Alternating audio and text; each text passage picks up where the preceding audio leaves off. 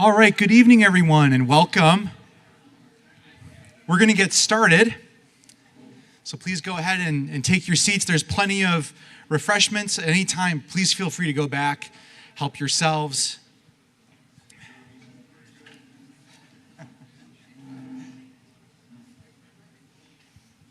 Just a friendly reminder that this is being live streamed and recorded, so I know we'll all behave ourselves. I'm Joe Tomaso. I'm the Director of Adult Faith Formation here at St. Joe's. And to anyone joining us online, to all of you here, parishioners, guests from other parishes, guests from anywhere, we're so glad that you're here with us tonight. I'm really excited to get this presentation going. First, I want to wish you a Happy New Year. 2024 is here. And I don't know about you, but I sometimes find that it's kind of a downer after the holidays. But in the last couple of years, I've come to appreciate this time of year because it gives me an opportunity to look ahead for clarity and growth. Like, I look ahead at the year and I look at my calendar and I think to myself, like, what do I want to fill it with? What's going to matter to me this year? How can I fill my calendar so that I grow? And it's a time to just kind of clarify the direction I'm going in. And I think that that's actually a really good analogy for what our current theme of following Jesus is all about. Clarity so that we can grow. Back in September, we started this journey called Following Jesus, and it's a lens for us to look through to grow in our faith. And there's 4 pillars that we're focusing on: learn, serve, connect and invite, and prayer and worship. And the idea is that this creates a simple, not to be mistaken with simplistic or easy, but simple, clear, and actionable lens that we can look through to know how to grow, to know what our next step can be, to look ahead to how we can become closer and closer followers of Jesus. So that's what we're doing this year. And each season or homily series, which is like 4 to 6 weeks, we're focusing in on one of those pieces of the pie. And they're tied back to these 2 core aspects of Jesus' teaching. Because if we want to follow Jesus, to live life the way it's meant to be lived, we want to start with core aspects of his teaching. And that's the greatest commandment in the Great Commission. In a nutshell, to love God, love others, and make disciples. And those 4 pillars that we're focusing on are all tied back to those 2, the greatest commandment and the Great Commission. The greatest commandment, what Jesus responded with when he was asked, what's the most important commandment? In a nutshell, to love God and love others. And the Great Commission, the mission that he gave his apostles, which is the church's mission to make disciples, to invite other people to follow Jesus with us. So just this last weekend, we kicked off a new homily series focusing on one of those pillars, which is invite.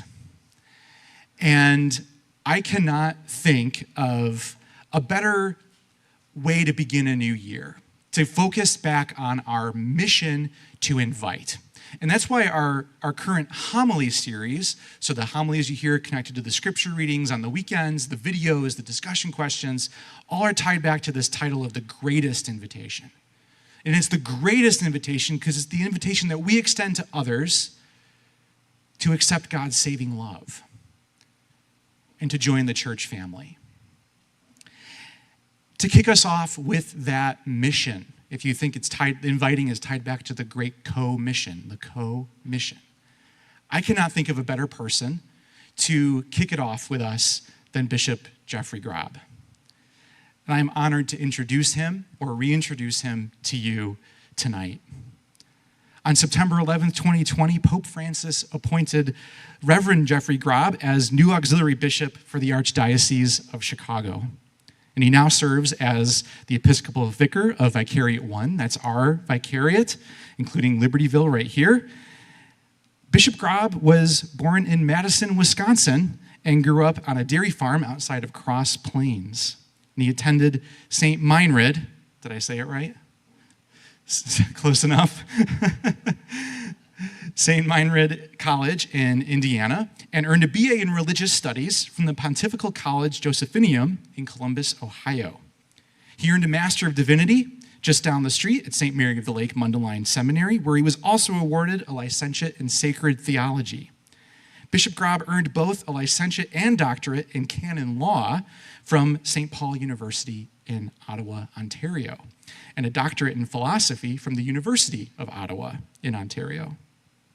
He was ordained a priest for the archdiocese here by Cardinal Bernardine in 1992, and he served and ministered in various capacities at parishes including Saints Faith, Hope, and Charity Parish in Winnetka, St. Basil Parish in Ottawa, Ontario, and St. Celestine Parish in Elmwood Park.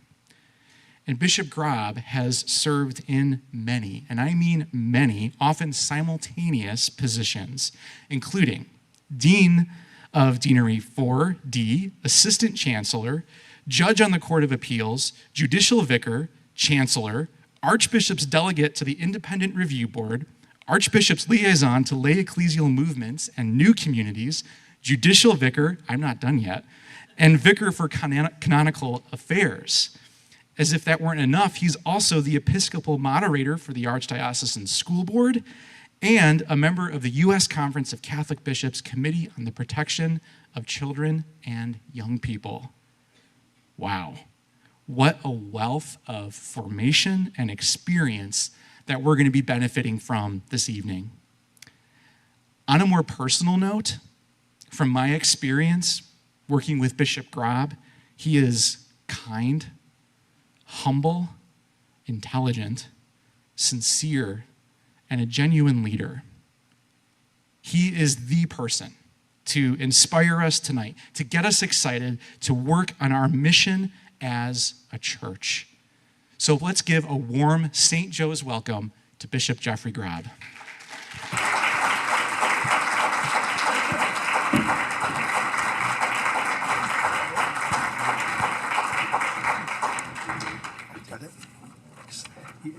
You may want to wait till I get done before you start applauding.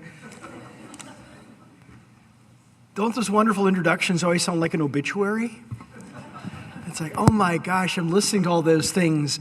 It either says that I'm old and I'm getting there, or that I'm unstable. I mean, you figure if a guy keeps moving around in all those positions for so long, what is that telling you about the person? But anyway, thank you. Thanks to Joe for the invitation to be here this evening, for your coming out. This may be the last night we're out for a couple of days with the weather coming in, depending upon if you're going to be all snowbound or whatever the case may be. But thank you for the opportunity to be here. It's good to be in the company of my brother priests. I see the brothers scattered throughout, the venerable pastor and good Father Martin, and I saw Father Emmanuel somewhere, there down front. So I don't know what they're doing here because I certainly am not going to teach them anything. But anyway, thank you for the opportunity just to spend some time this evening. So basically, our time together, I want to spend in three movements, if you will. The first and second movements will be shorter than the third. The first is basically Zacchaeus. You know that short little fella and the thing with the sycamore tree? That's the first piece. The second piece will be rooted in that quote there, the fifth and sixth words, is it? 1, 2, 3, 4, 5, fourth and fifth words? Fifth and sixth, I can't even count. Missionary option. Spent a little time talking about that. And then finally, the heavy lifting. So maybe it'll be helpful after the first two pieces, I'll take a break so you all can get caffeined up and sugared up, because the third piece is the lengthier and it's going to be the heavy lifting. So I'm warning you now. Just to have that sense of talking about what I call the evangelization trifecta. Mystery, ministry, and mission. And how those are woven together in what flows in part out of that quotation. So there's kind of a game plan. Zacchaeus, missionary option, and the evangelization trifecta.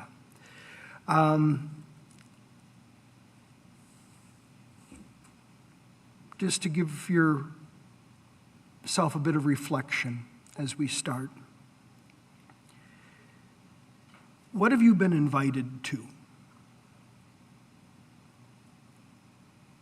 Why are you here? Is it just a curiosity kind of thing? Or is there something deeper, drawing you in, tugging at your heart? Dare I ask, is it something personal?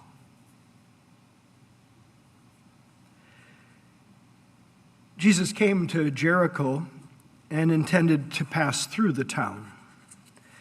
Now, a man there named Zacchaeus was a chief tax collector and also a wealthy man who was seeking to see Jesus and see who he was. But he could not see him because of the crowd, for he was short in stature. So he ran ahead and climbed a sycamore tree in order to see Jesus, who was about to pass that way.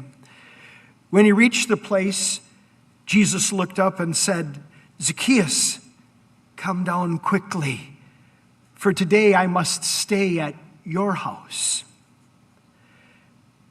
And he came down quickly and received him with joy. When they all saw this, they began to grumble, saying, "He has gone to stay at the house of a sinner." But Zacchaeus stood there and said to the Lord, "Behold, half of my possessions, Lord, I shall give to the poor, and if I have extorted anything from anyone, I shall repay it 4 times over." And Jesus said to him, "Today, salvation has come to this house, because this man too is a descendant of Abraham. For the Son of Man has come to seek and to save what was lost."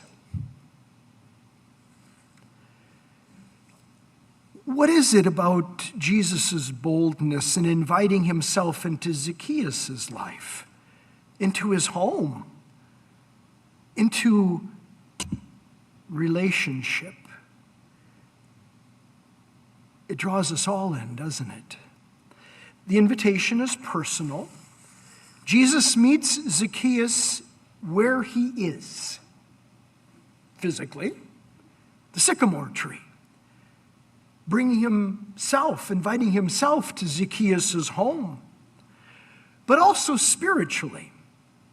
There already was a stirring in Zacchaeus' heart. He was not only curious, not allowing his stature to get in the way, but he was also desirous of something much deeper, seeking to be changed, converted. In this exchange, Jesus models what it means to be on mission, to go to, not to wait for, and he does so by means of invitation. That's why we're here, aren't we? Are you ready? Open to the Lord's invitation to draw you more closely to his heart? Are you willing then in turn to invite others to know Jesus, to enter into the dance?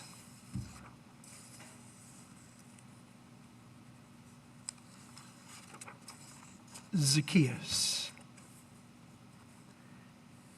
In case you want the citation, Luke 19, 1 through 10. What about a missionary option? Late last October, actually it was the 30th of October, along with Eleanor Seagraves, who is a member of the Vicariate team, the team leadership for Vicariate 1, and Tim Weisky, who serves as the director of the Department of Parish Vitality and Mission for the Archdiocese of Chicago, I had, so the three of us, the privilege of spending a day listening to a host of lay leaders from across Vicariate 1 who are currently serving in one form or another of ministry in Vicariate 1 parishes. Because there had been a fair amount of transition and change on the Vicariate team. And so I felt it was time to go out and to find out. I'm losing my shine. I'm in this role now for a little over 3 years. You know, I can no longer keep using the statement, well, I'm new. And I'm not so new, you know, I'm kind of like yesterday's fish, you know. But it was one more opportunity just simply to go out and be with leadership, people in ministry in parishes across the Vicariate. So across Vicariate 1, across Lake County. And as some of you may know, we had some recent, well, not recent, July 1st, some of all the Vicariate boundaries changed. So we lost a couple of parishes on the west side and gained a couple of parishes on the east side. But there's still 42 parishes in Vicariate 1. So if you wonder why Karen at times looks tired, my administrative assistant who keeps me online and in track, we've got a lot to balance. And I'm blessed with an incredible team that does that. But it was a wonderful opportunity to sit with the folks. And so as a way of drawing them into this listening session about what are the needs of parish leaders in our parishes in Vicariate 1, I thought, well, let's set a tone. So I flashed this particular quote up on the screen. I invite you just, if you haven't read it, just take a couple of minutes. If it's clear enough for everybody to see, or would you like me to read it? It's okay? You'll get tired of listening to me. Okay.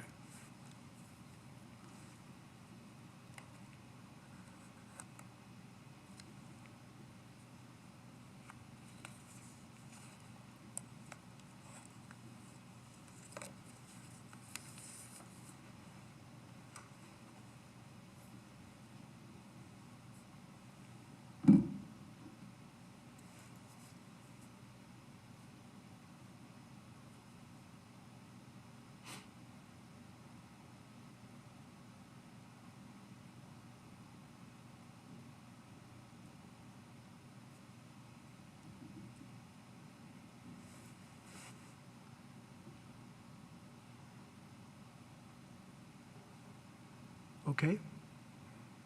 I'm a horribly slow reader, so I want to be fair to those who are like me.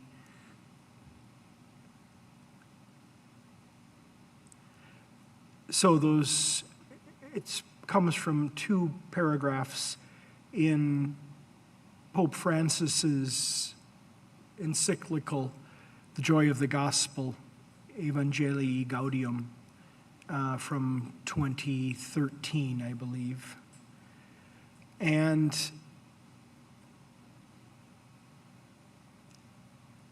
it very much is a mission statement for Pope Francis, but I think it's a mission statement for us too. So that was the catalyst, and then after having the folks sit with that for a bit and a little bit of table discussion among themselves based on this, then I provided some basic comments.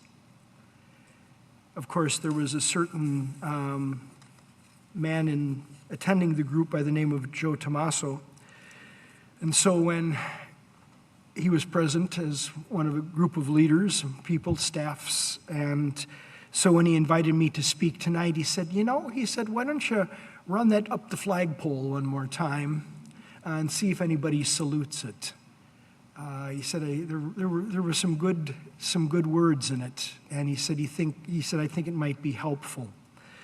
So basically, I spent some time talking on three different areas just to try and set the tone. To set the tone for leadership in Vicariate 1, who we are as church in Vicariate 1, what we have to accomplish here in Vicariate 1. I'm just a regional manager, if you will. But what are we about as a church in Lake County, in northeast corner of Cook County? And so we're coming out of a moment of synodality, the Synod on Synodality. And every indication is that there is more to come. We may not be sure what it all means. We may not even be sure of its implications. However, what we know for certain is that the very act of listening to one another is not only synodal, it's essential. And so we have opened the door to a new moment by simply listening to each other in an atmosphere of peace and openness and receptivity. So what does that mean? What does it mean for the future? Well, in this particular moment in time, in the history of the Archdiocese of Chicago, in the history of Vicariate 1, we are called to recognize and to reflect on and to heal from a whole lot of change that's taken place. We call Renew My Church. A process of evaluation. Each and every parish across the Archdiocese of Chicago, we went from 360 parishes to 220 parishes. It's a radical change. How we are church, that we're not just bricks and mortar, but all sorts of dimensions of what it means to be church. And in our honest assessment, we know that things will continue to change in the world in which we live. That's life. But we also believe that it can be an exciting time, scary and perhaps even uncomfortable. There's a whole host of emotions depending upon what your experience was with the first wave of Renew My Church, with parishes merging, uniting, consolidating. And even if you remained a standalone parish, what are the challenges ahead of you as a parish to remain vibrant and life-giving and challenging to the people who warm the benches and to invite people to come in and warm the benches? But it demands that we take a look around us with fresh eyes toward a horizon of renewal. And that's where you and I come in.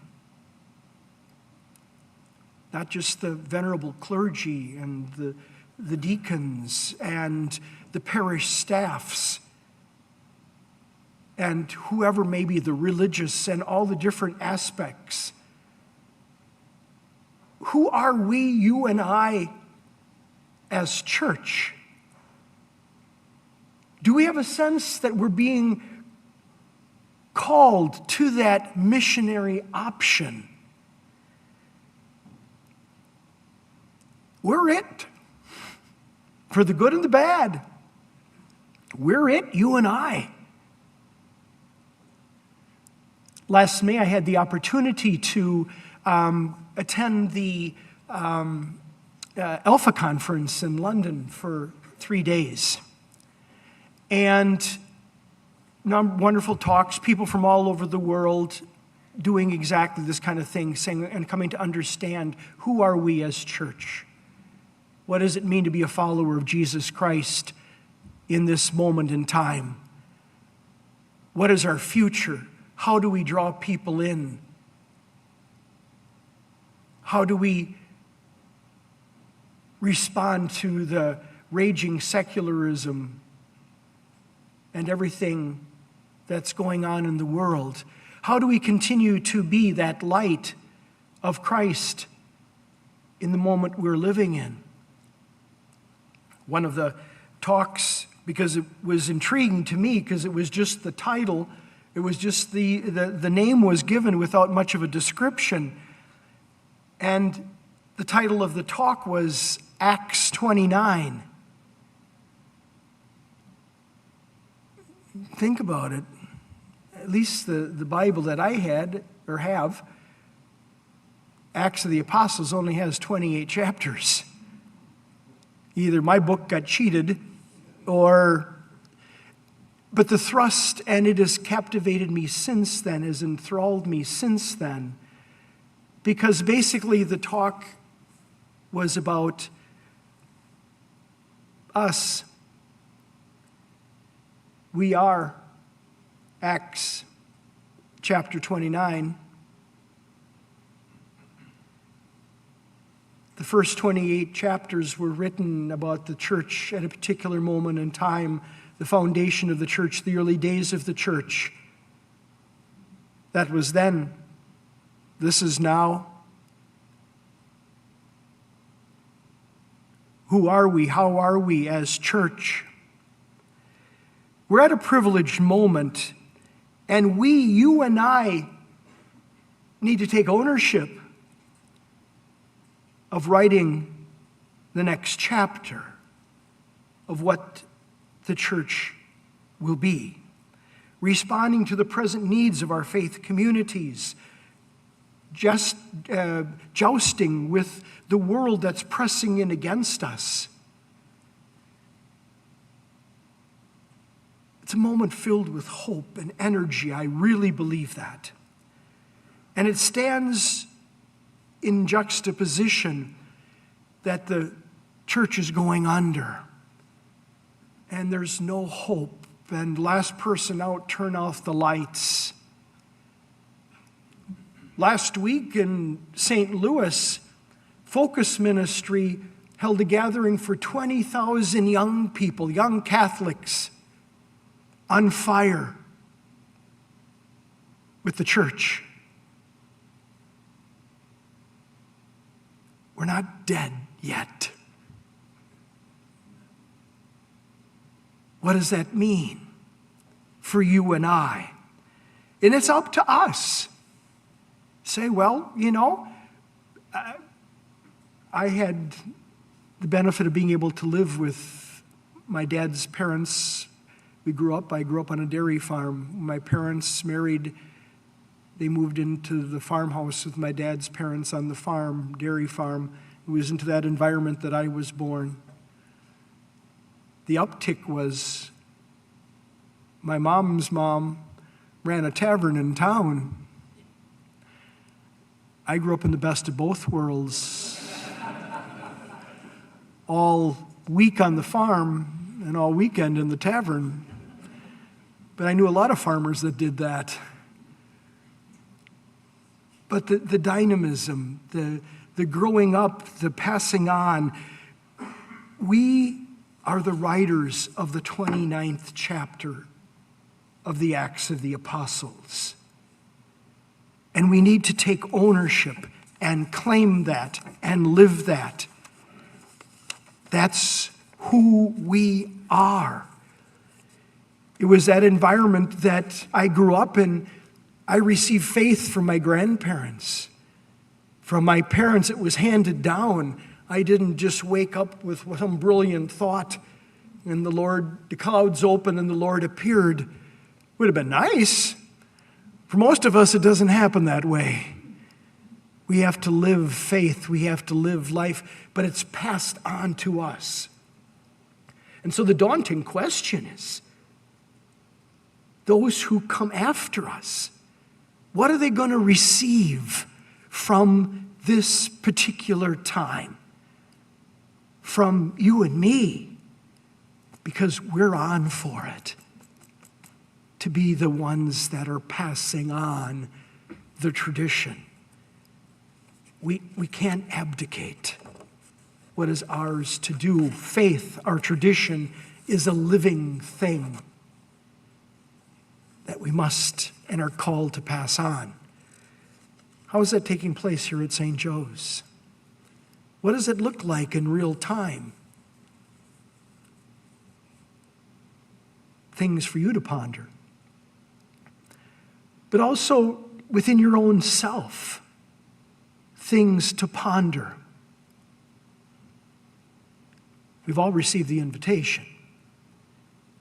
Started in the saving waters and has unfolded since then. The Lord comes to us in profound and personal ways.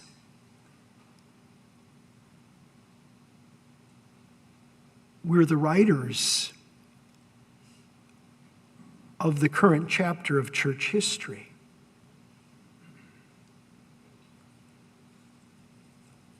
Zacchaeus, a missionary option.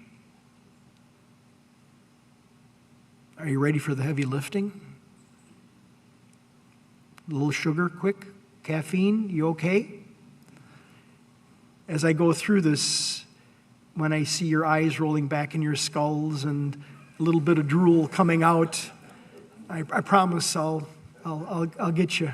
I'll pull you back in. I don't want you to go too far off the range, huh? So the evangelization trifecta: mystery, ministry, mission. Those three, I want to spend some time just talking about how they're woven together, how they're interrelated.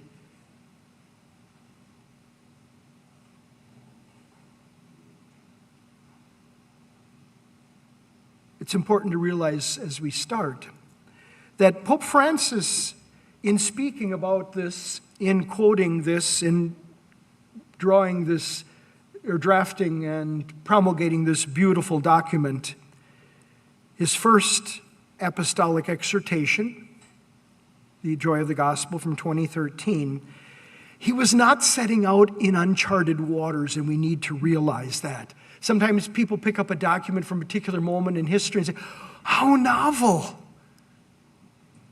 how new, how cutting edge. And maybe it is for that moment.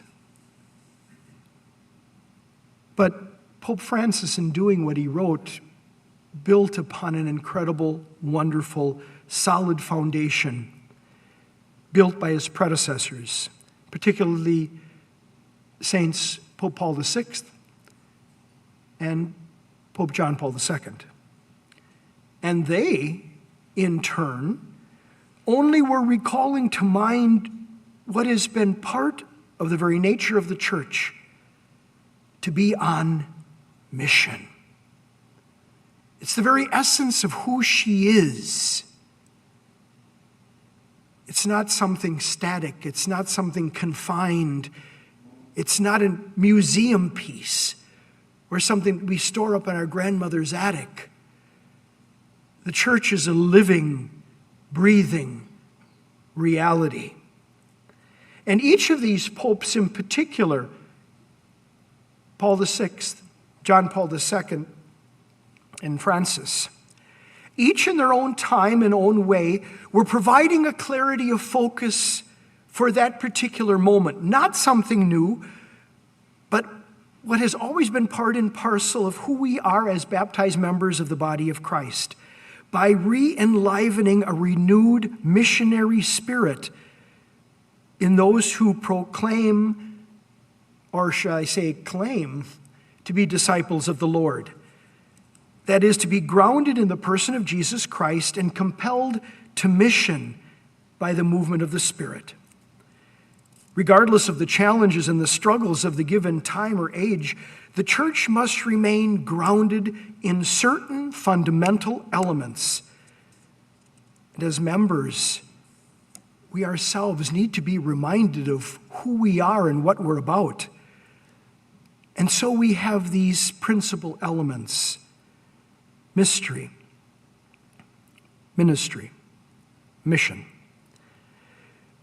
And as a source of these, and I always like to give credit where credit is due, so certainly the documents themselves, the Joy of the Gospel, any of these documents, you don't have to spend a lot of money on apart from some printer paper and some printer ink. because you can download any of these documents from the Vatican website. So you don't even have to spend money to send money to some publisher. You can print them yourself. But I want to name the documents specifically that I'm talking about because we all need to spend time, and certainly it's core to what I'm talking about this evening. So the first is St. Pope Paul VI. In 1975, he wrote an apostolic exhortation called Evangelii Nuntiandi in English. It's his document on the evangelization in the modern world. Second, St. John Paul II, in 1990, his mission encyclical Redemptoris Missio, again in English, on the permanent validity of the Church's missionary mandate. And then also, too, I want to give a nod to Father James Kroger. He's a professor of systematic theology at Loyola School of Theology in Manila, actually. But he's a great writer in this particular field, and from whom I drew some of these thoughts. So again, I always like to give credit where credit is due. So let's start talking a bit about mystery. Your understanding of mystery, the Church's understanding of mystery. The origins of all mission, what we're supposed to be about, and ministry, how that plays out in parish life and so forth, is grounded in mystery. We look to Paul. Paul's sense of mystery is God's universal loving plan of salvation for the entire world. There's no outliers, there's no in-crowd and out-crowd. The vision of salvation for all. God loves all people. If we could only convince people to love all people. But that's the bar that we have to work towards. Because God created every one of them. And he loves every one of his creatures. But God not only loves all people, he desires everyone to be saved and come to the knowledge of truth. Take a look at 1 Timothy chapter 2, verse 4. The goal then of ministry then is to serve the unfolding of the wonderful design that God has for all people. Ministry activity is nothing other and nothing less than the manifestation, the epiphany. We just celebrated last Sunday. The manifestation, the epiphany of God's plan in human history. Indeed, evangelization will always contain a clear proclamation that Jesus Christ is Lord, Son of God made man, who died and rose from the dead, offers salvation to all men and women, giving the gift of God's grace and mercy. And at each Eucharist, the Church celebrates this marvelous mystery of faith. It's a living thing that we're called to as mission people. And our further exploration into Paul's theology of mystery helps to anchor the foundations then of mission. Paul is absolutely certain that God has a wonderful, marvelous vision for the entire world. He says so convincingly, perhaps best in Ephesians. Almost mystically, he explains how God has given us the wisdom and the insight to understand fully the mystery. God does not desire to remain hidden. God wants to be known. God begs to be known. God longs to be known. If you've ever read the wonderful poem, The Hound of Heaven, beautiful piece of poetry. That desire by the Creator to be known by his creatures. He's not the watchmaker that set the watch, made the watch, put the machinations together, set it in motion and walked away. That's not our God. Actively involved, wanting to be known. Paul's reflection on God's loving plan of salvation synthesizes his belief that this design has been fully revealed in Christ. It's Christ. It's the person of Jesus Christ. It's focused in salvation, not condemnation or judgment, and it's open to all peoples. Again, reiterating the same basic truths, the same basic realities. And Paul is a minister of the good news. He is an evangelizer par excellence. He believed. He lived it. He prayed it. He labored it. And oh God, did Paul suffer it. In fact, he tells you how much he suffered. That's what I love about Paul. Paul's so human. You know, take a look sometime at the 2 Corinthians chapter 11, verses 23 to 28. He gives you this litany of sufferings, and you say, okay, Paul, yeah, okay, you suffered. We're suffering having to read your sufferings. Yeah? But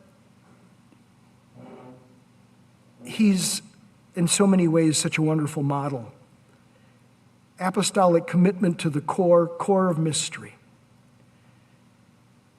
And what was the driving push? For Paul, there is always an urgency. And that's what we need now.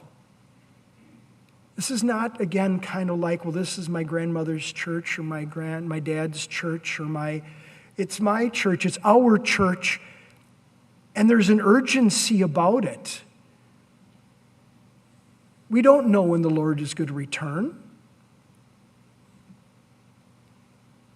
Maybe before the snowstorm. Maybe we won't have to shovel snow. We don't know. But we're called to live in a sense of tension in a good way, of excitement about faith. There's an urgency to spread the gospel. It's not left for the professional religious.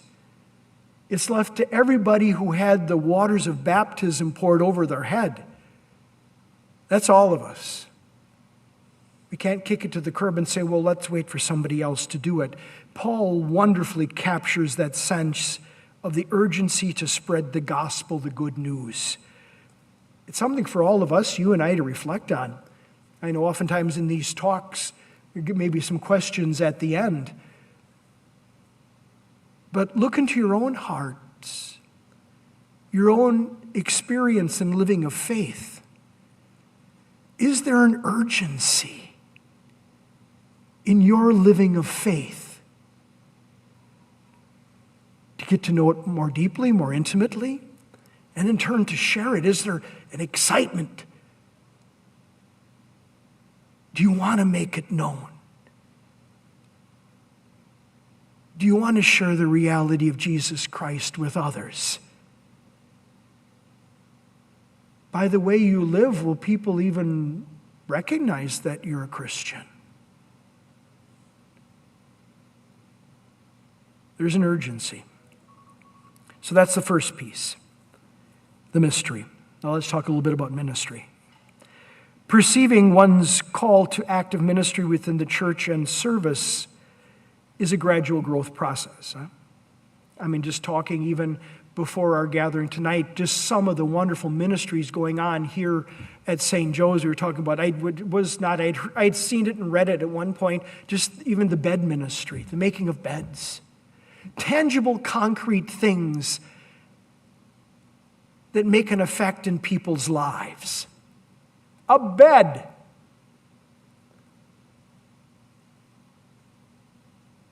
But it makes a difference.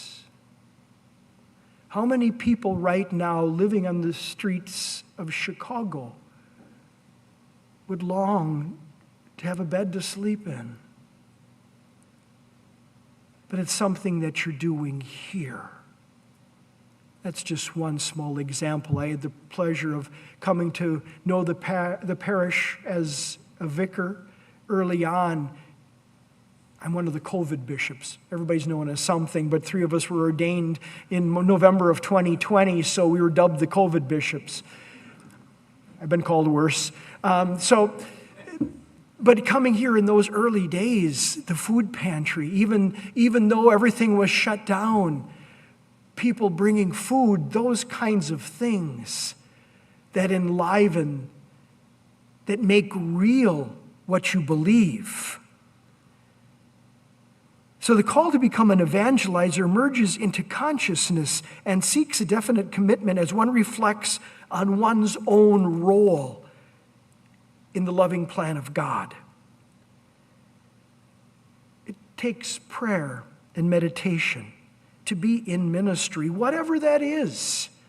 And it doesn't have to be, and you know it isn't, confined to the sanctuary, to the church. Those are all important, don't get me wrong. Of the altar, of homebound care, of all of these kinds, but there are so many other needs. It's something that is already being lived here, but how can it continue to grow? It's a mission, or mission is a matter of faith. Without faith, nothing will progress. And so all those in church ministry will accomplish little unless their lives and apostolates are rooted in a living, vibrant, growing faith. Ministry always means concrete service to others. Look at the lives of the saints. Look at Mother Teresa, for instance. Compare her, and this is by no means a denigration to those who are cloistered religious, because there's a tremendous community of cloistered religious, the Carmelite sisters in Des Plaines, that are storming heaven with their prayers and have their own way of transforming the world. But then you have examples like Mother Teresa of Calcutta, who just rolled up her sleeves and got dirty. You know, Pope Francis, we popularized wanting to have the smell of the sheep, right? What does that look like for you? Your own ministry, whatever that may be. What might you be called to that you currently are not in? Or maybe you've been in a particular ministry for a very long time. It's a new year. Meditate, think, pray. Is there something else that God may be calling you to in this moment of life?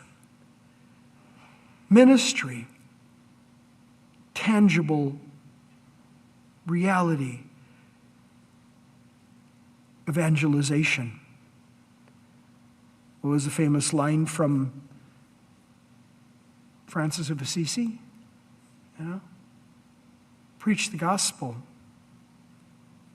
Use words when necessary, right? Or a variation as I butcher the quote. But same point here. If people look at us and don't know us, do they know we're Christian?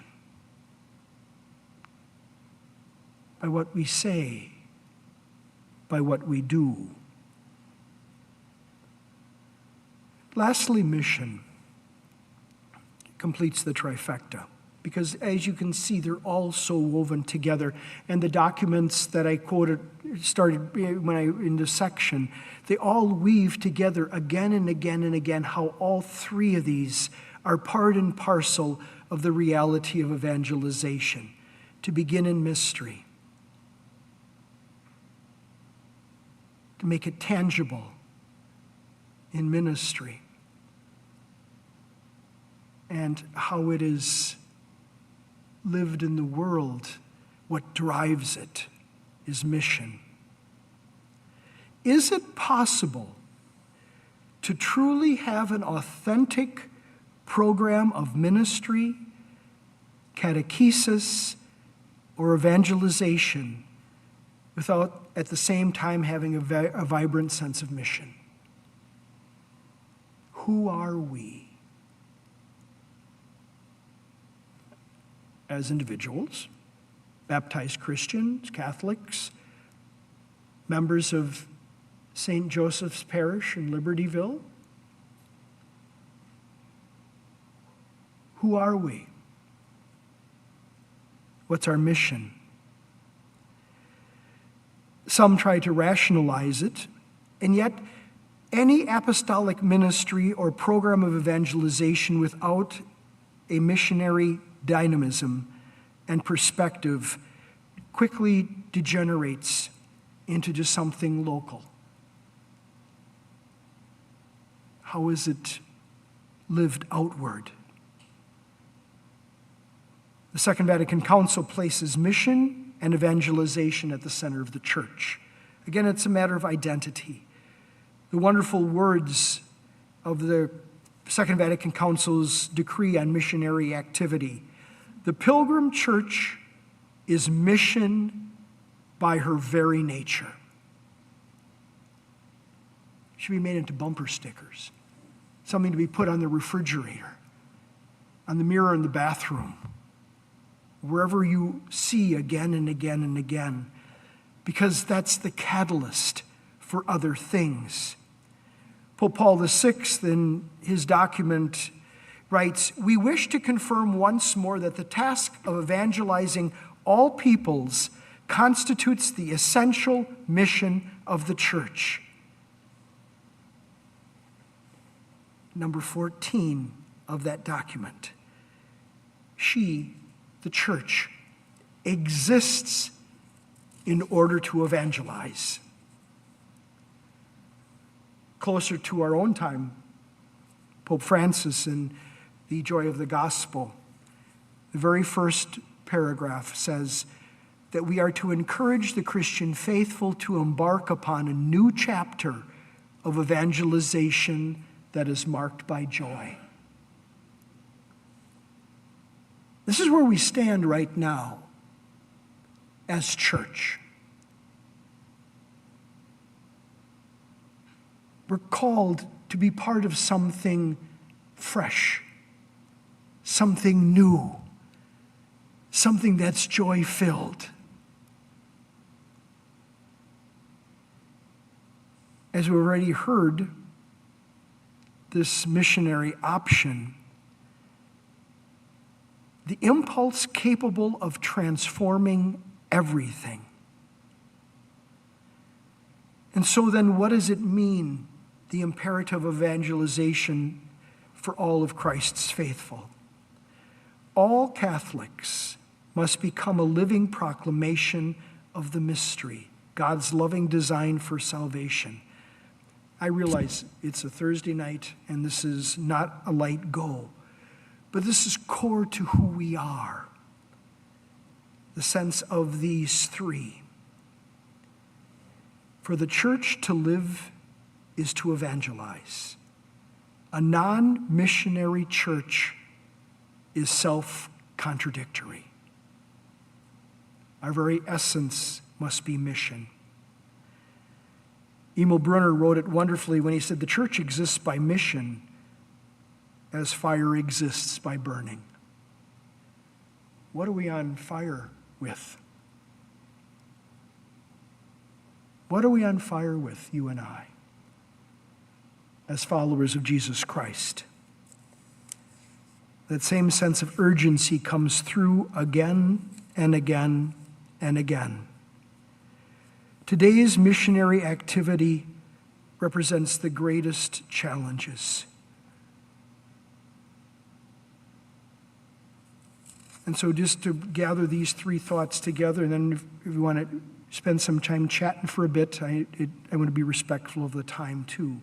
But just to close off this piece, genuine ministry of its nature is meant to stir excitement, to engage evangelizers, and to enkindle mission.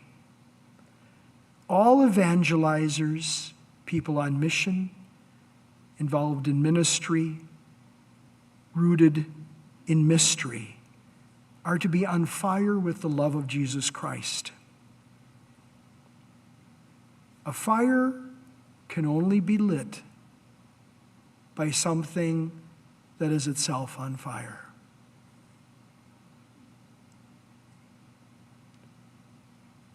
Would I describe myself as being on fire for my faith? Does that truly excite me? After all, an authentic spirituality as Catholic people is something that is grounded in mystery, directed toward ministry, and driven by mission. There's your three. Grounded in mystery, directed toward ministry, and driven by mission. That's our task. That's the task for us as individuals, as followers of Jesus Christ. That's the task of every parish, every faith community. That's who we are as church. It's a lot, and it is a heavy lift. Hopefully, something has resonated with you. And so if you want to sit with each other, or if you just simply want to sit with yourself, right now, tonight, Thursday, January 11th, 2024. To what do you believe you are being invited to personally at this particular moment on your faith journey? Don't need a show of hands, no public confessions.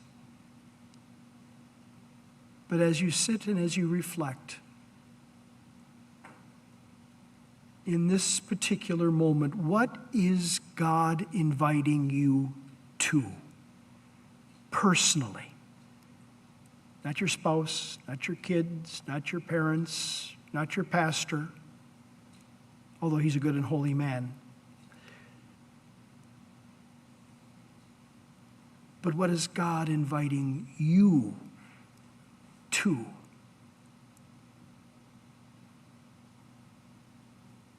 Because he wants to draw you into himself, which is mystery, to be part of the church in ministry, whatever that is, and to be compelled to do so by mission.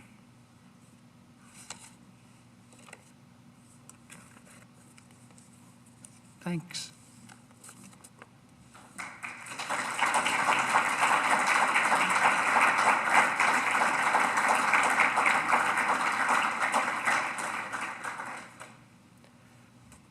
I don't know if the boss is coming, so he'll tell us what's next.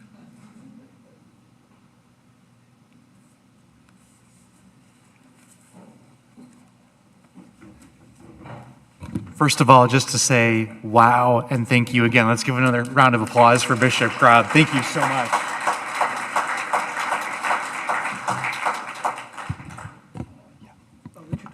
I'm just going to share a couple of next steps that we can take.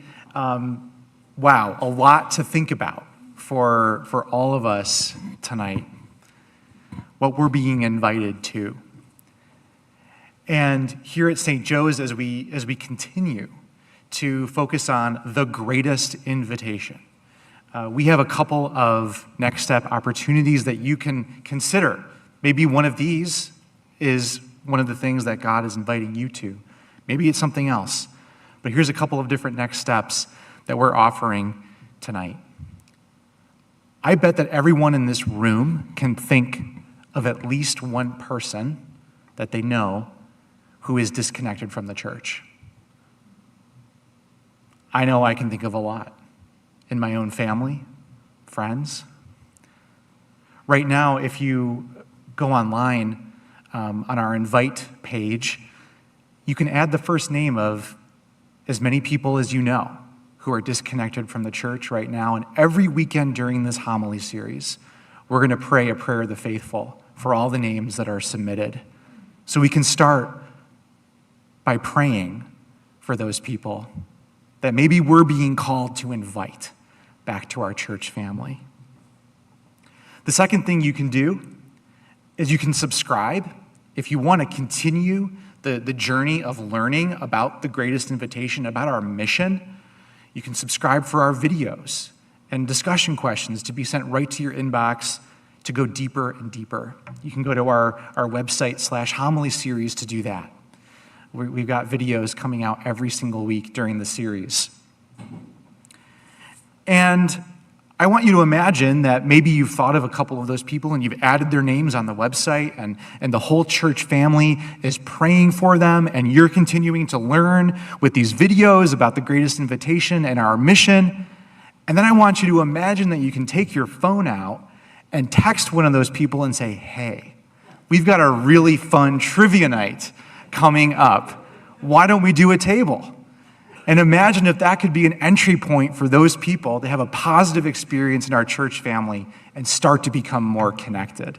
So I encourage you to consider this. There are other opportunities to invite people to here at St. Joe's. There are flyers. Judy, can you wave over by Judy to take on your way out, with other opportunities to invite people in to some community building events for our church. I know that I'm leaving tonight with a lot to think about, and I'm sure that each of you are too. I just want to thank you again, Bishop Grob, for when we first talked, I asked you to inspire us, and you've done that and then some. So thank you so much. I'm looking forward to continuing this journey of mission with each of you. We start a new year. We're starting a new chapter. We're taking more steps. I hope that you have a great night, hopefully full of more rumination and reflection. And I look forward to seeing what the Holy Spirit has in store for us next. Have a great evening, everybody. Thank you.